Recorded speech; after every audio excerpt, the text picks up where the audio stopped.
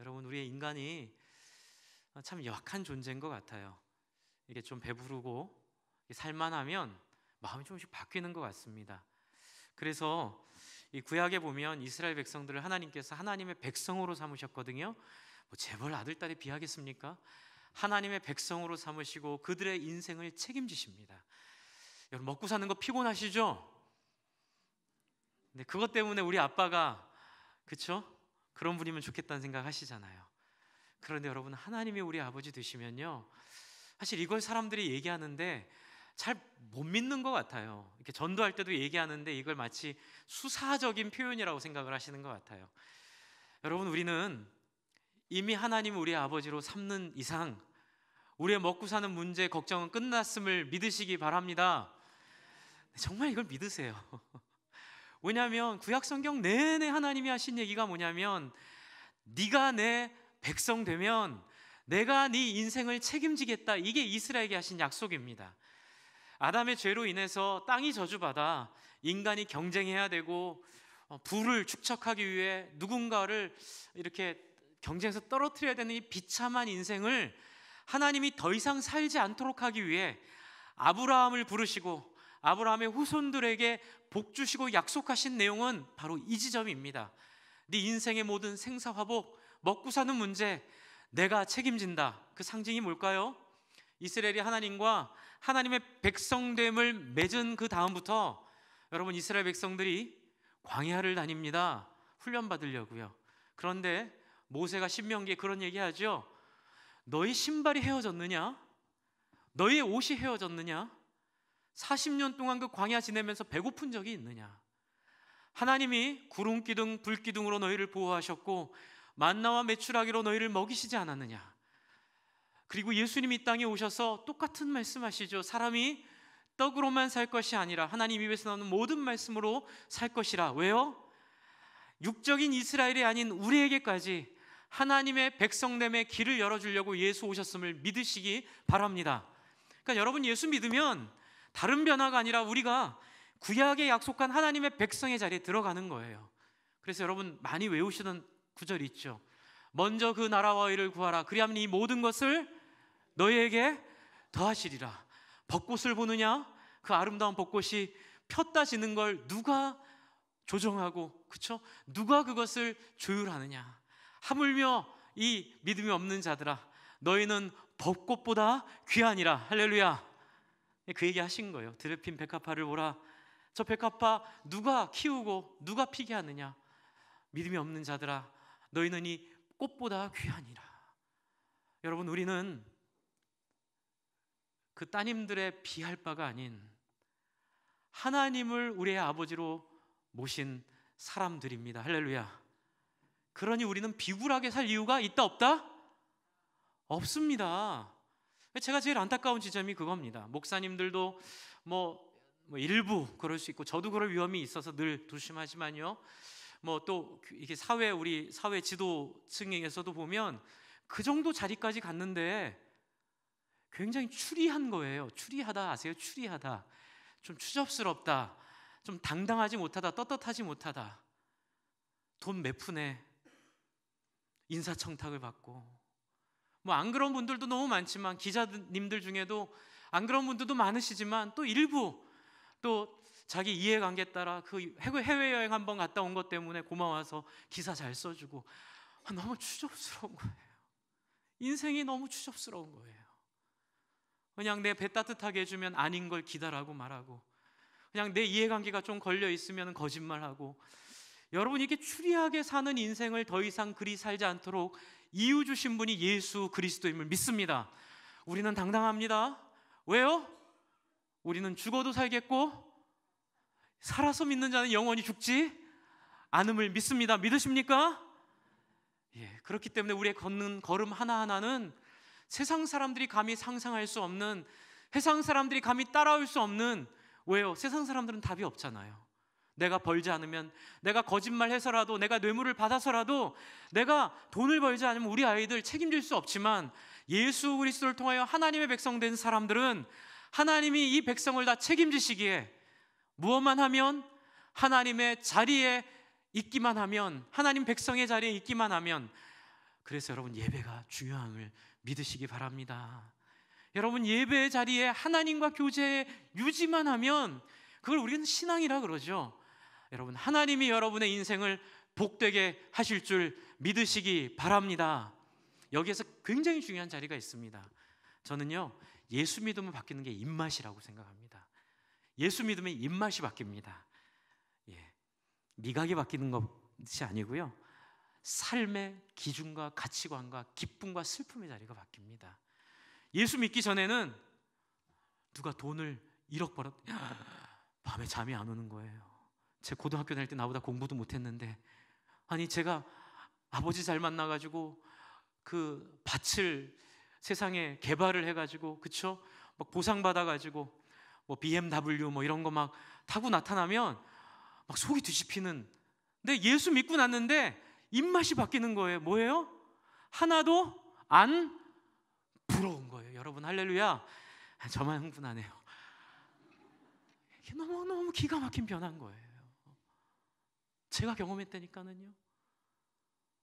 하나도 부럽지 않은 거예요. 오히려 그런 거 타고 다니려고 뭐 자기 애써서 다 그런 타셔도 됩니다. 제가 또 자꾸 그러니까 목사님 그런 거 타면 안 돼요 뭐 이렇게 물어보시지 마세요. 타십시오. 네, 그래서 기준을 확 올려야죠. 벤틀리 네, 뭐 포르쉐 뭐 이런 걸 확 올려버려야죠. 여러분 입맛이 바뀐다는 거는요 더 이상 부러워지지 않습니다. 그 사람들이 더 이상 내 삶의 목표가 되지 않습니다. 야, 누가 아들 공부 잘 시켜서 박사 만들었대. 옛날에 저희 어머님 예수 믿기 전에, 그래서 저는 초등학교 6년 내내 행복한 적이 한 시간도 없었습니다. 저는 하나 틀리면 집에 가서 많이 맞았습니다. 어머니 울면서 때리면서 하신 말, 이 녀석아 이 세상이 어떤 세상인데 이 무서운 세상 네가 모르고 하나를 틀려와? 100점 안 맞으면 살아남을 수 없는 세상이야. 저희 어머니 한이었거든요. 어렸을 때부터 할아버지 할머니 이혼해서 혼자 살다 보니까 이제 그 예수 없는 세상에서 처절하게 느꼈던 그 경험들. 제가 사랑했던 우리 청년부 한 명, 7년을 재수를 시키더라고요. 서울대학 가야 된다고요. 7년을 재수시키다가 결국은 7년 전에 합격한 학교 갔습니다. 너무 속상한 거예요. 아버지 육사 출신이셨거든요. 그래서 군인 정신으로 7년을. 여러분 우리 안에 그런 예수 없는 기준이 있지 않습니까? 여러분 그거 만들려고 예수 믿으면 어떤 일이 벌어지냐면요, 우리 아버지는 그 항공사 사장님 같지가 않으세요. 그냥 내 사랑하는 아들 딸이니 다 옳다 이렇게 생각하시는 분이 아니에요. 유감스럽게도요. 입맛이 안 바뀌면 쓴맛을 보게 하셔서 그 입맛을 바꾸게 하십니다. 이게 하나님 사자 같은 하나님이신 거예요. 여러분 지금 에스라 느헤미야가 경험하고 있는 이 쓴맛은 여러분 바로 정신 차리지 못하는 이스라엘들. 이스라엘은 행복한 줄 몰랐어요. 자기 옆 이웃 나라들은 반짝, 그렇죠? 1년 2년 누리는 그 행복을 이 이스라엘 백성들은 바보처럼 부러워하는 거예요. 와, 저기 가마 봐, 가마. 우리 가마랑 차원이 다른 가마야. 저 움막 봐. 야, 우리 움막은 계단이 3개인데 저 움막은 계단이 10개야. 그래가지고 이 사람들이 자꾸 옆에 하나님 없는 백성들, 그런데 그 움막 계단 많은 그 백성들, 그 움막 계단에서 한 2년 살다가 전쟁 나가지고 다 물살당합니다. 그러면 또 정복한 또 다른 나라 보고 부러워합니다. 야, 또 정복한 저 나라 말들 봐. 하나님께서 설득하다 안 되시니까 어떻게 하시죠? 네가 내가 그렇게 부러워하니? 그 맛 좀 한번 봐라. 눈물을 흘리시며 이스라엘을 멸망시키십니다. 그게 예레미야의 이야기입니다. 예레미야서를 통해 이스라엘 백성들의 그 어리석고 그 바보 같은 그들의 세상과 이방을 부러워하는 마음, 그것을 하나님께서 심판하셔서 하나님 잃어버린 백성으로 완전히 그 땅에서 쫓겨나 이방 땅에 가서 살게 하시는 70년 포로 생활을 하나님이 허용하십니다. 지도 하나 보여주십시오. 네, 이 지도 보시면요, 한국이 어디 있죠? 대한민국이 여기 보이시죠? 이제 구글 지도로 해서 조선인민공화국이라고 나왔으니까 이거 제가 쓴 거 아닙니다. 구글에서 이렇게 쓴 겁니다. 네, 대한민국이 밑에 있고요. 여기 중국 지나서 이렇게 캄보디아, 우리가 선교하는 미얀마, 우리 윤피터 선교 방글라데시, 우리 원로 목사님 인도 지나서 파키스탄, 아프리카, 이란의 수사라는 지역이 있습니다. 이 이란의 수사라는 지역까지 하나님이 이스라엘 백성들을 포로되어 쫓겨나게 하십니다. 몇 년 동안? 70년 동안. 그런데 어디요? 예루살렘에서 수사까지 감을 잡으시라고 제가 이 지도 준비했습니다. 여기가 사우디아라비아, 여기가 영국, 여기가 유럽, 러시아, 그리고 아프리카 사이에 이 수사라는 지역. 그런데 여러분, 수사라는 지역 다음 지도 보여주세요. 수사라는 지역이요, 여기가 이제 페르시아만입니다. 그리고 여기가 강이 이 두 개가 있습니다. 세계 문명의 발원지라고 하는 굉장히 유명한 두 강이 있죠. 여러분, 딱 봐도 수사가 살기 좋아 보이죠. 네, 이스라엘도 살기 좋은 가나안 지역인데 이 수사라는 지역, 조 지역이요, 문명의 발상지인 만큼 매우 살기 좋았을 뿐만이 아니라 그 당시 이스라엘과 비교하면 저 수사 지역, 바벨론 지역은 이렇게 표현을 하겠습니다. 우리 강원도에 살다가 뉴욕을 간 그런 느낌일 겁니다. 뭐 바다, 땅, 그것도 좋긴 한데 더 중요한 게 뭐죠? 문화죠. 뉴요커들을 보면 은맥이 죽어, 그렇죠? 옛날에 우리 촌에 살 때 저는 아직도 기억나는 게, 제가 제기동 그 연탄 하적장 성동역이라고 하는 데 살았는데요. 미도파 백화점이 제 기억에 들어왔을 때, 여러분, 제가 이렇게 쓰레빠 신고 갔다가요, 이렇게 미도파 백화점 못 들어간 적이 있어요. 너무 휘황찬란하고 제가 와서는 안 될 곳인 것 같은 거예요. 그래서 미도파 백화점 들어가는데 한 1년 정도 마음의 준비의 시간이 필요했습니다. 이 사람들이 수사 지역에 갔을 때 문화적으로 받은 충격은 말로 할 수가 없습니다. 여러분, 포로로 끌려갔는데 그 끌려간 포로의 지역이 너무너무 화려한 이 문명, 문화의 지역으로 이들이 포로로 끌려갔습니다. 그리고 나서 하나님이 약속하십니다. 실컷 경험해봐라. 그래서 니네가 부러워하는 화려한 집, 화려한 차, 그런데 그거 아니? 그네들은 그거 1, 2년 누리려고 평생을 허비하다가 한 줌 바람에 날려가는 재와 같이 없어질 그 1, 2년 누리고 말 것을 잠깐 누리고 아무 의미 없이 사라지고 있다. 여러분, 이걸 이스라엘 백성들에게 충분히 보여주셨다고 저는 생각합니다. 저도 죄송하지만 2년 반 호주에 있다 와보니까 다 살기 좋아하는 호주지만 별거 없더라고요. 근데 그전에는 제 동생이 거기 살고 있어서 이제 거기에 대한 약간의 어떤 인간적인 동경이 좀 있었습니다. 야, 되게 좋다. 놀러 가니까 너무 좋은 거예요. 네. 그런데 거기서 살아보니까 똑같은 인간 속에 있는 어두움과 아픔들, 그 안에 있는 다툼들, 그 안에 있는 눈물들, 거기서 결국 한 고백은 무엇입니까? 하나님, 이 땅에 천국은 없습니다. 여러분, 이스라엘 백성들이 결국 70년 동안 포로 생활 가서 느낀 것이 바로 그런 느낌입니다. 여러분, 하나님은 예수 믿는 우리에게도 이렇게 도전하고 계십니다. 여러분, 오해하시지 말아야 될 게, 목사님, 우리는 예수 믿으니까 거의 구약이 무슨 의미가 있어요? 아니요, 의미가 충분히 있죠. 왜요? 구약의 의미는 예수 믿은 사람들이 예수 믿음으로 하나님의 백성이 된 거죠. 그러면 이스라엘 백성과 똑같은 신분을 갖게 됐습니다. 그 다음부터는 우리에게 매뉴얼은 구약 성경입니다. 구약 성경 속에 있는 하나님의 소원, 하나님의 느낌, 하나님의 바람을 우리가 상상해서 우리의 아버지 되신 하나님을 우리가 어떻게 이해할 것인가를 구약 성경 우리에게 알려주는 줄 믿습니다. 여러분, 그래서 포로로 끌려갔습니다. 그리고 이제 70년이 끝났습니다. 그런데 여기서 굉장히 중요한 지점이 하나 있습니다. 우리의 신앙의 본질을 여러분께 말씀드리려는 지점입니다. 여러분, 저 같으면 70년 포로 끝나고 저 같으면 어떻게 할 것 같으냐면요, 포로 끝났어, 오케이, 그러면 이스라엘 백성들을 외부의 영향에 의해서 예루살렘으로 몰고 올 수도 있었을 것 같아요. 하나님은 그럴 능력이 있다 없다? 있으신 분이세요.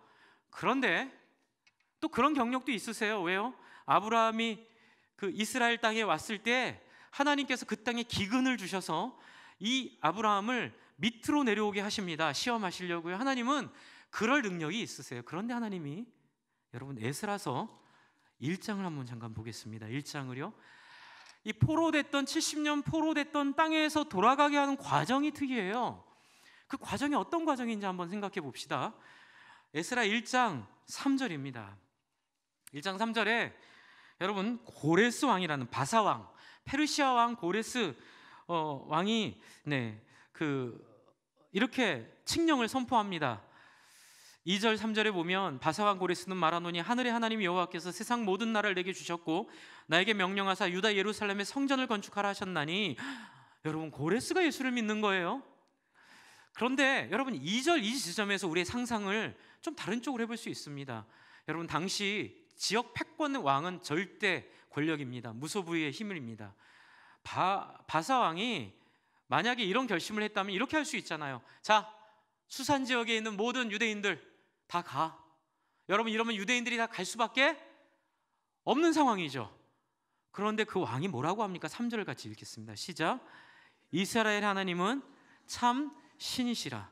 너희 중에 그의 백성된 자는 다 유다 예루살렘으로 올라가서 이스라엘의 하나님 여호와의 성전을 건축하라. 그는 예루살렘에 계신 하나님이라. 여러분, 고대근동 지역 패권을 지닌 왕으로서는 상상할 수 없는 매우 민주적인 발언을 합니다. 어떤 발언입니까? 백성을 설득하고 있어요. 그런데 이 발언에는 의무가 있나요? 의무가 없나요? 의무가 없어요. 선택입니다. 그런데 이 선택이 굉장히 중요한 포인트를 하나 갖고 있습니다. 3절에 그 포인트가 뭡니까? 두 가지 포인트가 있죠. 이스라엘, 너희 하나님은 내가 봤더니 참 신이다. 나도 하나님을 봤더니 하나님 정말 신이시더라. 그리고 모르죠?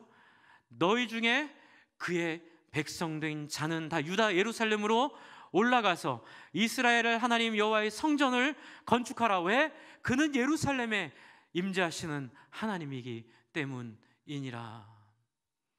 여러분, 저는 전도를 이렇게 해야 된다고 생각하는 사람입니다.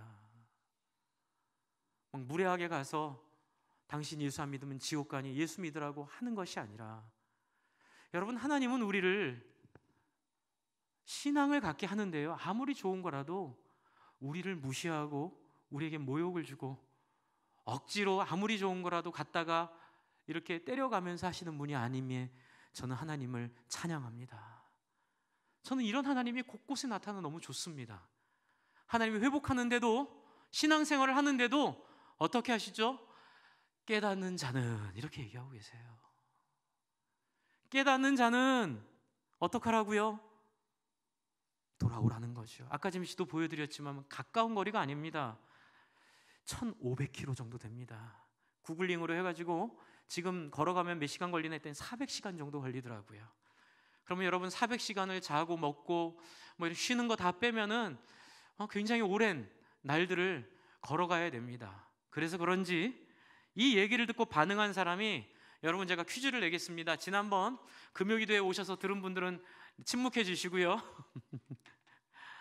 이 포로로 잡혀온 이스라엘 백성 중에 몇 퍼센트가 돌아왔을까요? 1번 90%, 2번 50%, 3번 10%. 3번 1, 손 들어보실래요? 이게 죄송합니다. 손 들으라고 하니 또. 네, 3번. 2번 50%. 네, 제 의도를 다 꿰뚫으셨군요. 100%면 좋았겠지만 10%였습니다. 학자들의 연구에 의하면 10에서 30인데요, 제가 좀 보수적으로 생각을 합니다. 10% 정도 돌아왔습니다. 총 인구가 몇 명인지 모르겠는데, 첫 번째 귀환한 사람들, 1500km를 걸어서 산 넘고 물 건너 걸어온 사람들은 5만 명이 채 안 됩니다. 4만 2천 명 정도. 그리고 그 종들까지 포함한 4만 9,897명이 돌아왔다고 성경에 기록되어 있습니다. 생각해 보십시오. 저도 대륙간 이동을 한번 해보니까요, 저희가 한국 살 때 참 아꼈던 가전제품, 아꼈던 뭐 가구 이런 거요, 하나도 쓸모가 없어지더라고요. 여러분 1500km를 걸어가야 되는데 어떤 결단을 해야 됩니까? 아이들 학교는 어떡합니까? 초등학교 다니는 애들 학교는 어떡하고, 중학교 고등학교 다니는 애들 학교는 어떡합니까? 여러분 왜 갔을까요? 이분들 속에는 하나님에 대한 기쁨, 하나님에 대한 가치가 있었음을 우리는 믿습니다.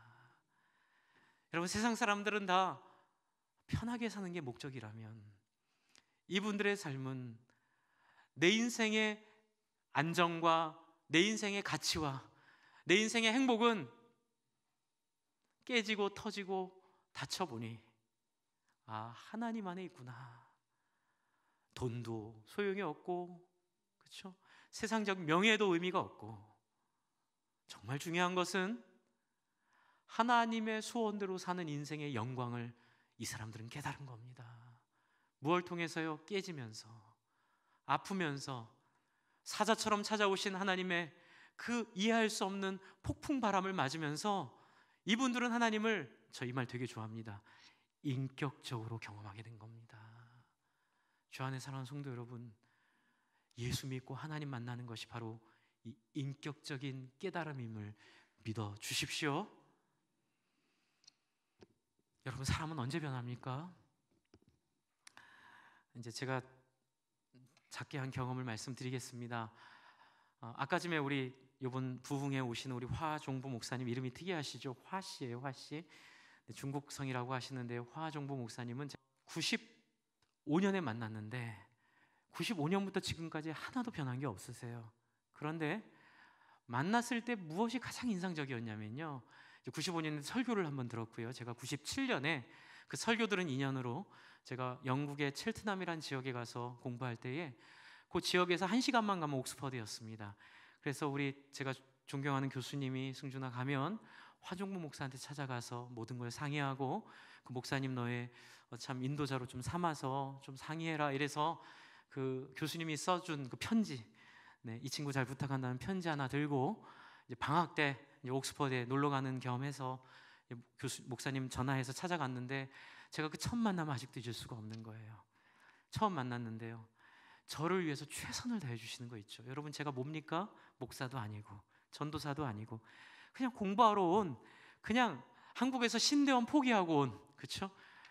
그냥 공부하러 온, 앞으로 미래가 어떻게 될지도 모르는 그냥 청년이에요. 그냥 27살짜리 청년, 그냥 편지 하나 들고 놀러 왔는데 저를 이렇게 위로해 주신다고 C.S. 루이스가 갔던 그 옥스퍼드에 있는 펍을 예약해 주시고, 그 C.S. 루이스가 앉은 자리를 저를 위해서 미리 펍 주인한테 얘기해서 내 친구가 오는데 그 자리 비워달라 그래서 저보러 그 자리에 앉으라 그러더라고요. 그러면서 그 자리에서 C.S. 루이스 얘기해 주시면서 저를 대해 주시는데, 제가 그때 딱 느낀 게 뭐냐면, 내 친동생처럼 나를 대하시는구나.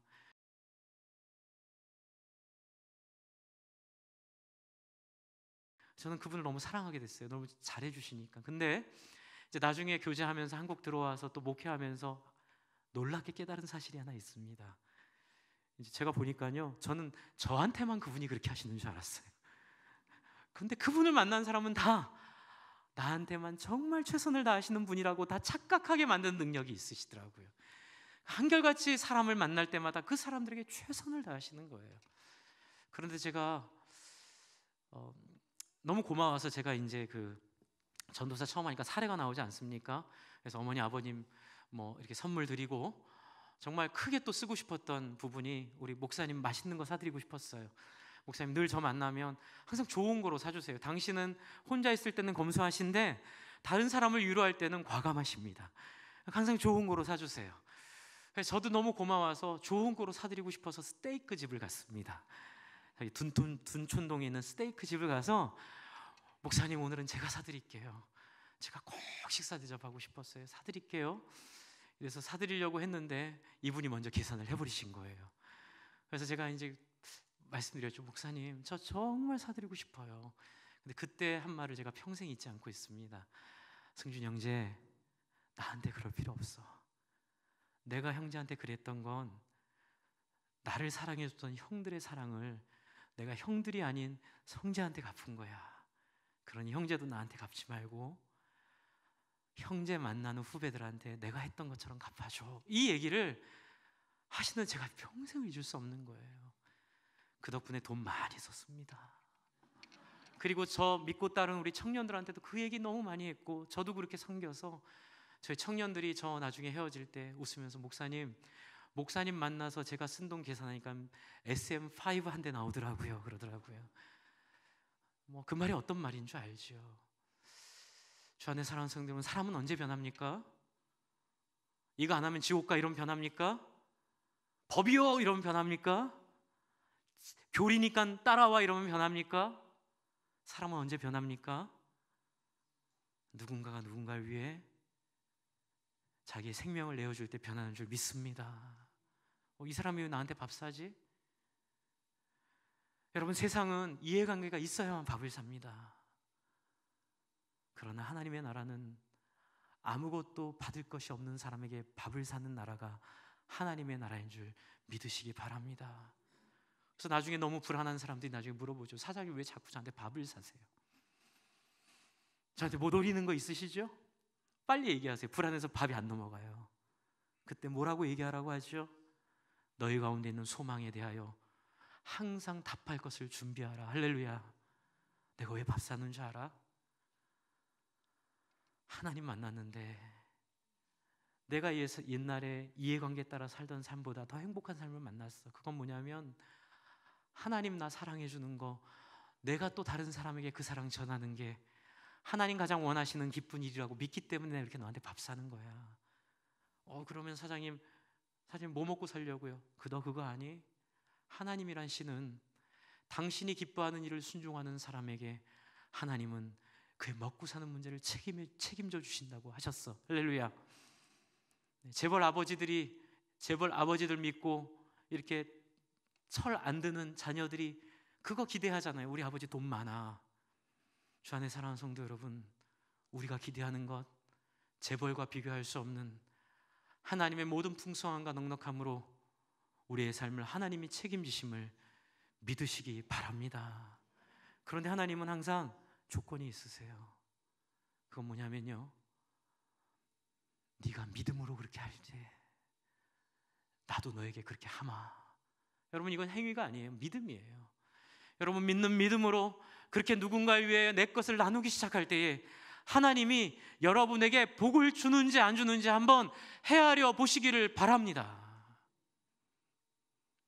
제가 우리 교회에서 한 설교 후회하는 거 없는데 딱 하나 후회하는 거 있습니다. 제가 작년에 설교 하나 잘못한 거 있는데요, 그 설교 이럴 줄 모르고 했는데 그 설교 해놓고 이게 주일날 결석자 숫자 확인하다 보니까 이건 내가 큰 실수했구나. 제가 좋은 마음에 주일날 빠져도 다리 안 부러진다고 설교 드렸습니다. 근데 그건 정말 진심입니다. 근데 그렇게 말씀드렸던 이유는 편하게 빠지라고 말씀드린 게 아니에요.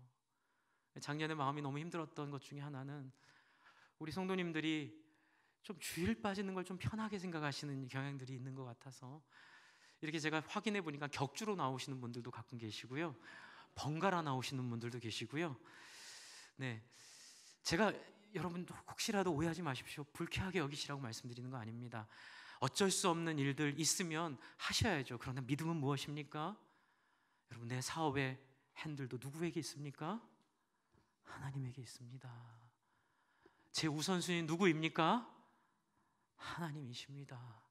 여러분, 이 믿음 고백이 사실은 하나님과 만나는 이 예배의 자리에 확인되는 거죠. 그리고 아까 전에 화종봉 목사님, 저 양반은 평생 예배에 목숨 거는 목회하신 분이세요. 예배를 통해 하나님 만나지 않으면 아무 능력 없다고 믿는 분이세요. 그런데 그게 왜 그러냐면요, 하나님은 어떤 분이세요? 인격적인 분이세요. 그래서 여러분, 혼자 아무리 기도하고 아무리 신앙생활해도 하나님 우리를 만나주시는 거는 약속하셨잖아요. 내 이름으로 두세 사람이 모인 곳에 나도 그들과 함께 하겠다. 목사님, 저는 몸이 불편한 분들만 빼놓고요, 그분들은 그게 최선이니까 하나님 거기에 임하십니다. 하지만 저 편한 시간에 인터넷 설교 들을게요. 여러분, 하나님 그 중심을 보십니다.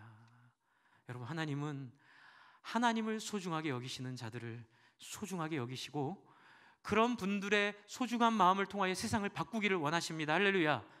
그래서 하나님은 시간을 내서 이 예배 시간에 약속된 자리에 우선순위를 두고 나오는 것을 하나님이 기뻐하시고요, 또 하나는 말씀을 통해야만 여러분의 영혼이 하나님 앞에 열리고 자유케 되는 것들을 유지할 수가 있습니다. 왜냐하면 세속에 가득 찬 세상 가운데 살기 때문에 그렇습니다. 그래서 우리 화 목사님 늘 요번 오시면 그 얘기 하실 겁니다. 화 목사님이 목회하시면서 이제 당신이 그 얘기 늘 하시더라고요. 저보다 목회를 더 오래 하셨으니까는요. 3주 이상 빠지고 신앙을 유지하는 장사를 본 적이 없다. 이게 이분의 이 확신입니다. 3주 이상 교회를 빠지면 하나님에 대한 센스를 잃어버립니다. 영적인 하나님에 대한 열린 마음이 닫히기 시작합니다. 예배 나와도 그걸 회복하는데 1년 이상의 시간이 걸린다는 거예요. 여러분, 인생이 너무 짧습니다.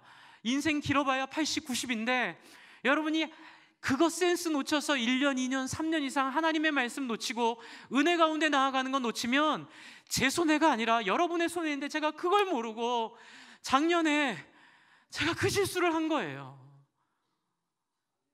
예전에 우리 원로 목사님 우리 가르쳐 주실 때에 제가 너무 감동을 받은 얘기가 있습니다. 추석 명절인데 하필 추석 명절이 주일이었어요.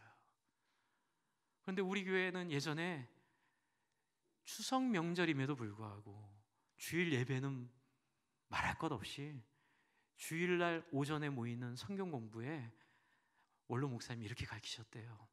택시 타고 오십시오. 그래서 100% 참여했답니다. 제가 그 얘기 듣고요, 제가 정말 회개했습니다. 하나님, 저의 실수를 용서해 주십시오. 그러나 여러분, 주 안에 사랑하는 성도 여러분, 제 마음 아시죠? 제가 왜 그렇게 말씀드렸을까요? 다리 부러지는 게 두려워서 오는 예배가 아니라, 여러분, 예배 오지 않아도 되지만, 예배 오지 않아도 상관없지만 어떤 마음으로요? 자원하는 마음으로 오기를 원하시는 하나님의 마음 때문임을 믿어주시기 바랍니다. 출석 체크해서 오는 것이 아니라, 체면 때문에 오는 것이 아니라, 우리 엄마 때문에 오는 것이 아니라, 아빠 때문에 오는 것이 아니라, 여러분, 하나님을 향한 자원하는 마음으로, 하나님, 저에게 하나님 이렇게 소중한 거 아시죠? 그러니 하나님, 오늘 그 계약하자는 거 제가 주일내라고 그래서 양해를 구하고 오늘 안 했습니다. 그러니까 옆에 있는 부장님이 얘기하는 거죠. 아유, 사장님, 그거 안 하면 분명히 내일 안 올 거예요. 하셔야 됩니다. 그러나 하나님, 저는 하나님께 저의 인생을 걸었습니다. 하나님, 그 계약 되든 안 되든 주일은 예배하는 날입니다. 할렐루야. 하나님, 제 인생의 우선순위입니다. 하나님, 제 사업 책임져 주십시오. 여러분, 이런 사람의 사업을 하나님이 책임지시겠습니까? 안 지시겠습니까? 지십니다. 너무나 많은 사람들에게서 이 간증을 들었고, 이 확신을 얻었고, 이 능력을 경험했습니다. 할렐루야. 우리 직장 다니시는 분들도 부탁드립니다. 여러분, 주일날까지 휴가시면요, 주일날 밤 11시에 도착하는 비행기 타고 오지 마십시오. 회사의 인사부장님들도 싫어하신답니다. 왜요? 휴가 마지막 날 늦게까지 비행기 타고 와서 언제 와서 막상 휴가를 누려요? 회사 월요일날 출근해서 계속 졸고 하품하고.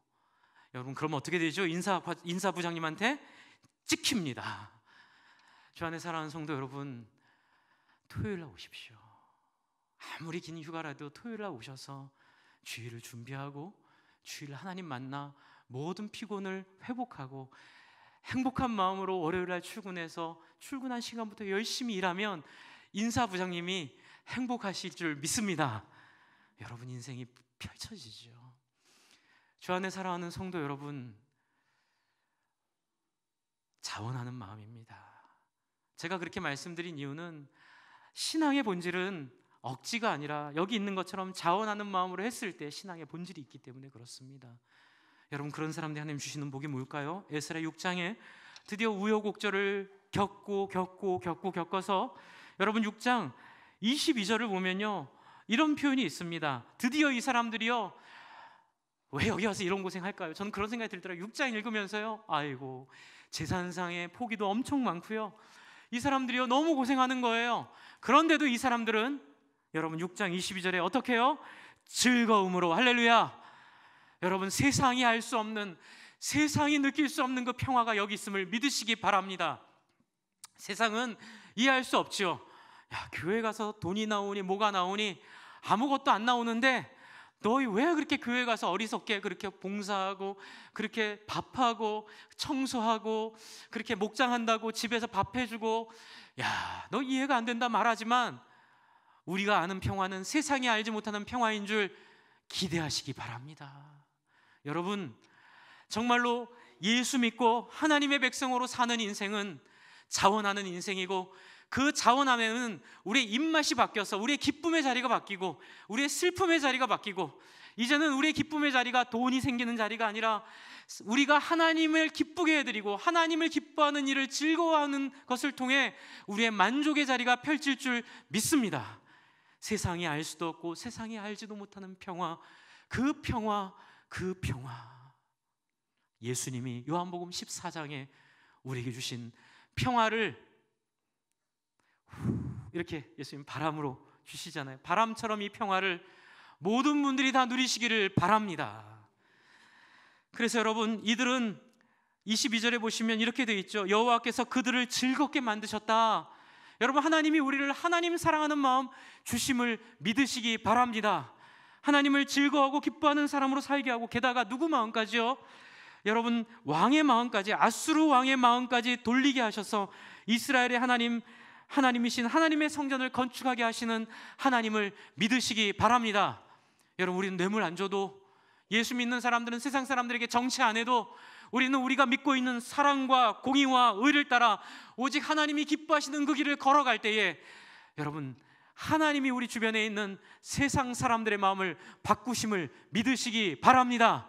이 마음 갖고 정치하고, 이 마음 갖고 여러분 삶 속에서 일하고, 이 마음 갖고 가르치고, 이 마음 갖고 모든 삶의 영역에서 일할 때마다 하나님이 여러분을 통하여 기적을 이루실 줄을 믿으시기 바랍니다.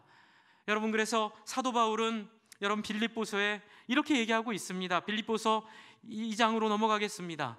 여러분, 빌립보서는 기쁨의 서신입니다. 그런데 빌립보서의 바탕은 바벨론에서 포로로 갔다가 온 것과 똑같아요. 어디예요? 감옥 안에서 쓰고 있습니다. 똑같은 얘기입니다. 여러분, 감옥 안에서 기뻐하라 말했던 사도 바울의 기쁨의 목적이 뭔지가 나오고 있습니다. 12절입니다. 무엇입니까? 그러므로 나의 사랑하는 자들아, 너희가 나 있을 때뿐만 아니라 내가 감옥에 갇힌 지금 더욱 나 없을 때에도 항상 뭐 하라고요? 복종하고 두렵고 떨림으로 너의 구원을 이루라. 주 안에 사랑하는 형제자매 여러분, 특별히 이제 인생의 문 앞에 서 있는 나이가 젊으신 분들에게 부탁을 드립니다. 여러분의 인생 앞으로 어떻게 계획하시겠습니까? 어떻게 설계하시겠습니까? 주 안에 사랑하는 형제자매 여러분, 정말로 부탁드립니다. 예수 그리스도로 인한 하나님의 종이 되어 주십시오. 그것이 여러분의 인생을 빛나고 복되게 만드는 비결임을 믿어주시기 바랍니다. 여러분, 요즘에는 그런 얘기들 합니다. 옛날에는 우리 권사님들, 장로님들 정말로 교회에 와서 헌신하고 수고하고 봉사하는데, 요즘 젊은 분들은 세상이 너무 좋아져서 이렇게 불편한 거 안 하려고 그러고, 좀 이렇게 목사님 시대가 바뀌었어요, 옛날같이 하면 교회 안 돼요. 아니요, 저는 그렇게 생각하지 않습니다. 4,000년 전에도 2,000년 전에도 교회는 똑같았습니다. 교회는 자원하는 기쁨으로, 세상이 알지 못하는 기쁨으로 스스로의 수고를 자처하며 그 수고로 교회를 세워왔습니다. 할렐루야. 여러분, 그것이 예수 그리스도를 통하여 우리에게 주시는 하나님 백성됨의 영광임을 믿으시기 바랍니다. 그래서 우리 권사님들의 관절이 다 휘어질 정도로, 무릎이 다 나갈 정도로 이렇게 봉사했던 그 봉사의 아름다운 역사가 우리 또한 젊은 분들을 통하여 전수되기를 간절히 부탁을 드립니다. 여러분, 이것은 교회가 여러분들의 노동력을 착취하는 것도 아니고 누가 시키는 것도 아닙니다. 무엇이지요? 복음이 그렇습니다. 우리가 예수 만나 우리가 바뀐 그 지점이 그렇습니다. 여러분, 권사님들의 따뜻한 밥 드셨으면 여러분도 그 권사님들의 사랑을 따뜻한 밥으로 갚아주시기를 바랍니다. 여러분에게 주셨던 그 권사님들과 장로님들과 집사님들의 눈물 어린 사랑들을, 여러분, 이 건물이 어떻게 세워졌겠습니까? 이 땅이 어떻게 만들어졌겠습니까? 여러분, 눈물과 정말 헌신과 피땀과 애씀을 통하여 정말 교회를 내 집처럼 생각하고 아끼고 사랑하는 그 마음으로 오늘 이 교회가 세워지지 않았습니까? 주 안에 사랑하는 성도 여러분, 건물질한 얘기가 아닙니다. 땅 얘기하는 게 아닙니다. 무엇입니까? 여러분의 후세를 위하여 여러분이 받은 사랑 흘려주시는 사람들 되기를 간절히 부탁드립니다. 그것이 하나님이 우리에게 주시는 새로운 가치이고 새로운 기쁨이고 새로운 즐거움임을 한번 경험하시는 모든 성도들 되기를 간절히 소망하기 때문에 말씀을 드립니다. 그래서 복종과 순종은 어려운 게 아닙니다. 주일날 빠지지 마십시오. 정말 얻지 못해 빠질 상황이 있다면 1년에 한번 가족끼리 여행 오십시오. 네, 그거 좋은 거잖아요. 그러나 한 번입니다. 너무 빠지시면 여러분 여행지 가서 교회 가는 것도 한두 번이죠. 그렇죠? 매번 여행지 가서 교회 가면 여러분 인터넷으로 예배 드리는 거랑 똑같습니다. 헌신이 어디 있습니까? 여러분 하나님 앞에 여행도 좀 줄이십시오. 하나님 앞에 좀 하고 싶은 거 좀 포기하고 그 에너지와 그 시간 흘려서 선교사님들 후원하시고 좀 우리 아이들 좀 맛있는 거 해주시고 정말 우리 주변에 힘들고 어려운 가족들 불러다가 아파트 단지 내에 좀 우울해 보이는 엄마 있으면 기도하시다가 좀 맛있는 거 이렇게 집에서 해가지고 좀 불러가지고 맛있게 대접해 주시고 요즘 어디가 많이 힘들어? 이렇게 물어봐 주시는 여행보다 1000배 만배 가치 있는 돈 쓰시는 분들 되시기를 바랍니다. 여행은 가십시오. 그러나 토요일에 오십시오. 가셨으면 현지에 있는 교회에 꼭 참석하십시오. 하나 약속해 주십시오. 따라해 주십시오. 약속은 따라서 하겠습니다. 절대로 주일날을 비행기에서 보내지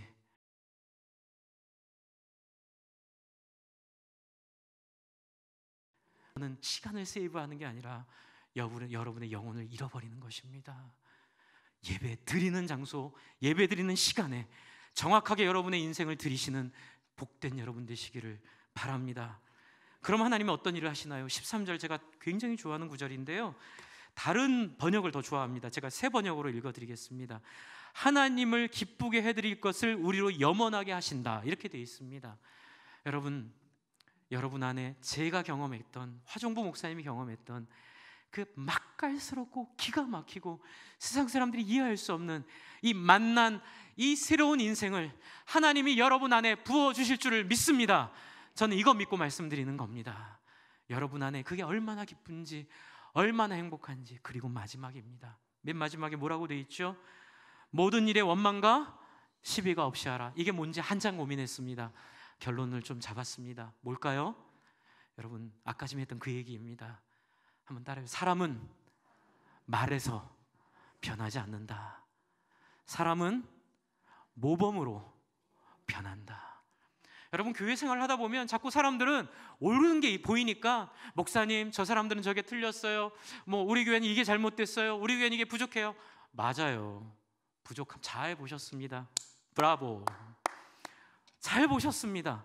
그런데 교회는 그걸 지적해서 풀리는 곳이 아닙니다. 교회는 모범으로 풀립니다.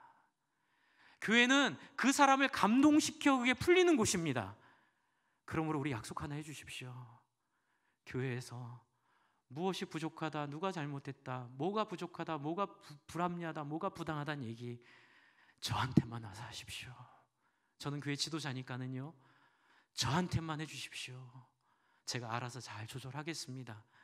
그러나 성도님들끼리 모이셔서 비토하고 성토하고 교회, 목사님 교회 발전을 위해서, 아니요, 그건 하나님의 나라의 방법이 아닙니다. 하나님의 나라의 방법은 무엇으로요? 감동과 기쁨으로 변화된 사람들의 자원함으로 될 줄 믿으시기 바랍니다. 지적받으면 하고 싶은 것도 안 하게 됩니다. 그런 일은 절대로 만들어주지 마십시오. 이해하고 용서하고 용납하고 안아줘서, 정말 그런 일이 있을 때마다 저는 가만히 봅니다. 목사님 교회 이런 게 많이 힘들어요. 네, 알겠습니다. 그러면 저는 기대합니다. 그렇게 말하시는 분들이 새벽 기도에 열심히 나오실 것들을요, 나와서 기도하면서 그 문제를 하나님 앞에 아를 때에 하나님께서 우리 교회를 자원하는 마음이 넘치는 교회, 성김이 넘치는 교회, 그래서 이 돌아온 10%의 사람에 해당되는 교회로 세우실 줄 믿습니다. 우리 한번 같이 기도하겠습니다. 하나님께서 우리 안에 이런 자원하는 마음 주셔서, 기뻐하게 하는 마음 주셔서 그리 살 수 있도록 하실 것들을 기대하고 꿈꾸며, 내 안에 아직도 부족한 세상을 향한 미련들, 세상을 향한 욕망들, 세상을 향한 어떤 투쟁심들, 이런 것들, 나도 이겨야지 뭐 이런 것들 하나님 지워달라고 이 시간 한번 하나님 앞에 같이 기도하겠습니다.